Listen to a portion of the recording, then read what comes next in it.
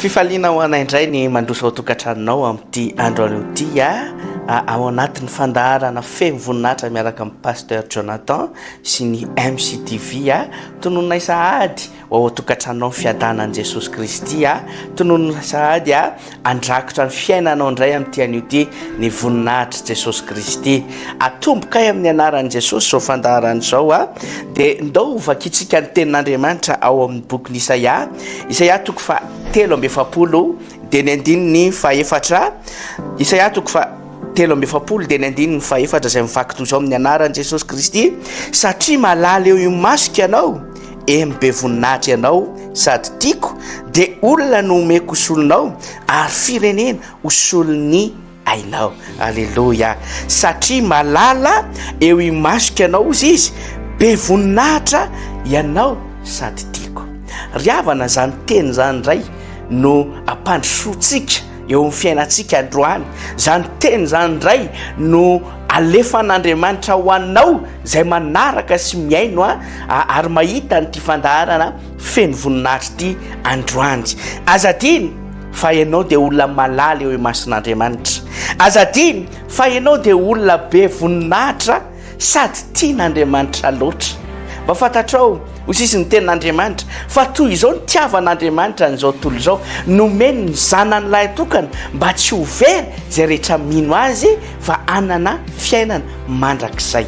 Ho anao izay mijery io mihitsy ity fandaharana ity, ho anao izay manaraka ity fandaharana ity mihitsy no antony nanomezan'Andriamanitra ny zanany mba ho famonjena anao satria malalany ianao, tiany ianao ary tsy izay ihany fa be voninahitra ianao. Tiako ho tsapanao androany fa nafony Jesosy Kristy ny ainy no ny fitiavana ianao, nafon'Andriamanitra ny zanan'ilay tokana no ny fitiavana ianao satria ianao le malalany, ianao le tiany ary ianao le be voninahitra. Riavana izay miaino ianao dia nofidian'Andriamanitra manokana ary ianao dia tian'Andriamanitra soavina manokana. Ianao dia tian'Andriamanitra mihoatra noho ny zavatra rehetra satria isika olombelona no nohariny tamin'ny tanany manokana. Ny zavatra rehetra dia nohariny tamin'ny alalan'ny teniny fa ny olombelona irery ihany no nohariny tamin'ny alalan'ny tanany. Noho izany ho anao izay manatitra sy miaino an'ity fandaharana ity dia tehiteny aminao indray ny tenin'Andriamanitra, tehiteny aminao indray Jesosy Kristy. Fa raha misy olona tiany eto ambonin'ity planeta tany ity dia ianao zany. Raha misy ny malala ny eto ambonin'ity planeta tany ity dia ianao zany.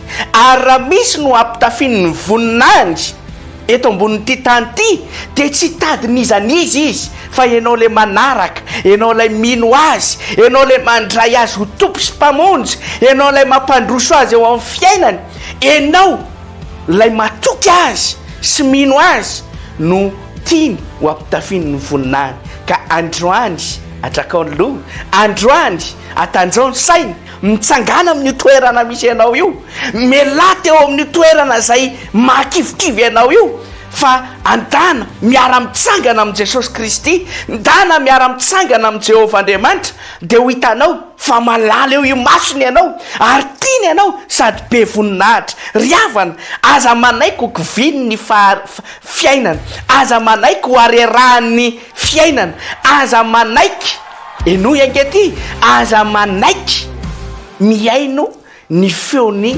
fahavalonao na ny feon'ny Satana.